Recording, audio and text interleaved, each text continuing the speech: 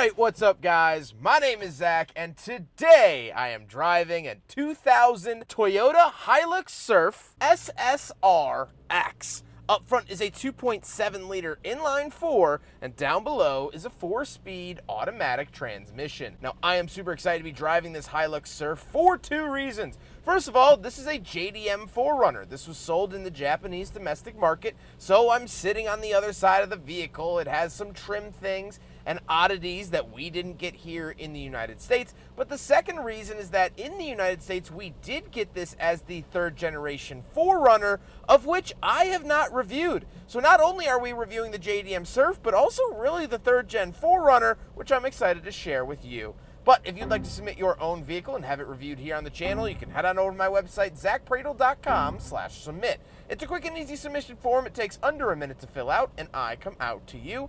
And if you'd like to see all my videos weeks or sometimes months in advance, you can head on over to my Patreon for only $5 a month. Last but not least, huge thank you to Nomad Imports here in Flint, Michigan for letting me borrow their Toyota Hilux Surf. They have really, really cool inventory, so please go browse their selection down in the description below. But let's get back to that 2.7 liter inline 4. Well, it is a brute. It is the 3RZ FE, and although it only makes 150 horsepower, these are very stout, very reliable engines. There's not really much more to them besides that. They're not very rev happy. They're not very quick, but they do the job, they're reliable, and that's all you really need out of a vehicle like this. Now, like I said, paired to it is a 4-speed automatic. You could find them in 5-speed manuals. They're a little bit more rare, and as time goes on, it was harder and harder to get manuals in the 4Runners. So, I'm happy here with the automatic, and last but not least, of course, it is 4-wheel drive, and we'll talk about how to select that a little bit later on.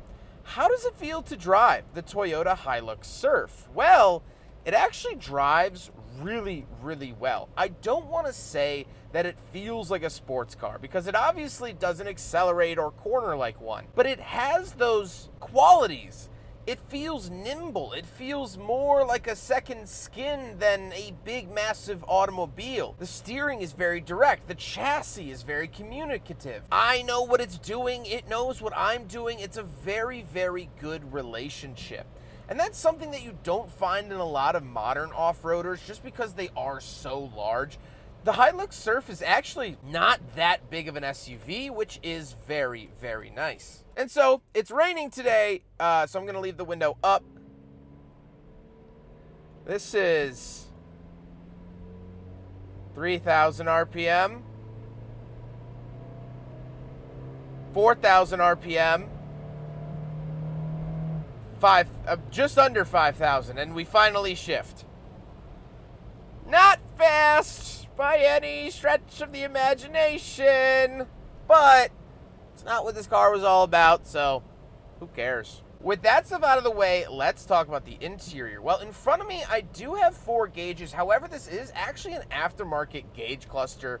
Lights up with LEDs and whatnot, and I can change the color of them, which is super cool. But again, not factory to the Hilux Surf. On the steering wheel, we do get an airbag. Japan was a little bit later to the airbag scene than us Americans, but here it is in the 2000. And off to the right, we do have a climate control vent as well as our rear window up and down. So, if you see behind me, although it is raining, so I'm not going to lower it too much, you can lower the rear window for the Hilux Surf and, of course, the 4Runners. That's been a staple ever since the original one. But moving on to the door, we do have power mirrors, power locks, and power windows. Again, a very simple interior. Moving into the center, we do get a hazard switch as well as 2 climate vents and a digital clock. We have our transmission mode for power and normal, rear defrost, and then our climate controls. This does feel very, very modern, even though this generation debuted in, I want to say, 95 or 96, so nice to see that here. We do have an aftermarket radio, a little cubby, ashtray, cigarette lighter, and then we have our 4-wheel drive settings down below, off to the left for 4 high, neutral, 4 low, and 2 high. And then we have the shifter, again, pretty standard stuff, really reminds me of the Supra of the same era. Then we do have cup holders, and we'll do a big friggin' bottle test. It fails the big friggin' bottle test, however, it has cup holders. Japan was, again, late to the cup holder game, at least later than us Americans, and so just happy to see it here today. Then we have the handbrake, center console, and the seats. The seats are a mix of cloth and leather. I really like the look and feel of them. They've been very comfortable, and so I can't complain. However, speaking of seats, we do have back seats, so let's go do a back seat review. So I thought it might actually be interesting to go handheld for this because the seats actually are down. And I can show you how they go back up, or how they're supposed to go back up. So this, bring this up, and then bring this down. There you go. And then you can put the headrest back in, just like that. It's pretty hard to do one-handed, but when you have two hands, it's a lot easier. So we can come around to the other side. There you go. Pull that up, push that down. There we go. Oh, knock the camera over. All right, once we are in the back seat, it's actually pretty comfortable. Head's not hitting the ceiling, legs aren't hitting the seat in front of me. I am a victim of the rain. Anyway, nice back seats. We do get a cup holder that folds out too, actually technically dual cup holders. We get ashtrays around the back. That's pretty much it. Nothing really too crazy to note amenity-wise. We do have a light that sometimes works. Yes, no, maybe so, I don't know. There we go.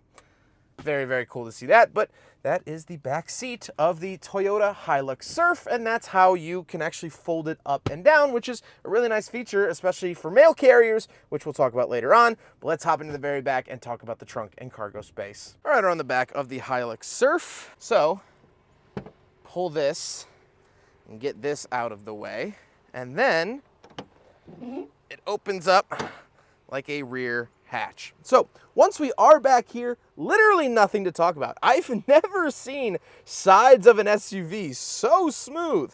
Now we do have an openable cubby over here. Open that up for some, jack stands and whatever, roadside assistance type things.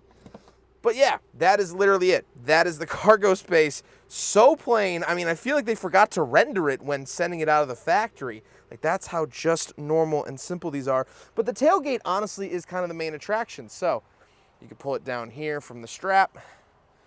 There you go. And then you move this. You see, this has like a trigger almost to latch and unlatch it. There you go. So now that's not going to go anywhere until you hit that again to pull it out. So very, very cool. That's around the back of the Hilux Surf. Now we got to talk about the looks, and I do like the look of this. I really like the white with the white accents. I do think it's very 90s, 2000s. Overall, though, I think the third-gen 4Runner / Toyota Surf is pretty handsome. I think it's not overbearing. It's not trying to be anything it's not. And like I said, it's proportioned very, very well. And I know this is a Hilux Surf, but I was hoping I would be able to avoid the water today. Tisk, tisk, tisk. With all of that being said, let's get on to my final thoughts. What do I think driving the Toyota Hilux Surf and third-gen 4Runner for the very first time? Well, first of all, it's great. The 2.7 liter is a dog for sure, 100%. It is not going to get you anywhere fast, but it is going to get you to where you need to go pretty much every single time. That is a big, big benefit of this engine. Is it flashy? No, but it doesn't need to be. I really, really love the size and proportions of this. This is a very manageable off-roader. Doesn't feel obtuse. It doesn't feel like I'm gonna take up 18 parking spots next time I take it to Walmart. And it's just not daunting to drive. It also drives not super car-like, but more car-like than a Jeep or Bronco of the same era. And I like how just conservative this vehicle is. There's no big flashiness, going on anywhere, and that's good for longevity. The brightest lights burn out the quickest. And so while this might not be the brightest light, it might be a semi-dim light, this is going to last you a long time. And these vehicles here in the United States have actually become incredibly popular with mail carriers. Rural mail carriers, especially here in Michigan, are now allowed to purchase their own vehicle, and they actually earn $1 per mile when using their own vehicle. So a lot of them are turning to buying Japanese cars because you're on the correct side of the car for mail carrying, and you get to own your own vehicle and get that $1 per mile. So that's actually what a lot of these Hilux Surfs are imported for, is a rural mail carrier. And that's probably the fate that this car will take once it's purchased from Nomad. But whoever purchases it, they're gonna get a very, very cool automobile, and a very sturdy one at that. I hope you guys enjoyed the video. Huge thank you to Nomad Imports here in Flint, Michigan. Please go check out their inventory. They always have cool, wacky, and interesting vehicles. This is the flavor of the day. However, I'm reviewing a couple of their cars here in the pouring rain.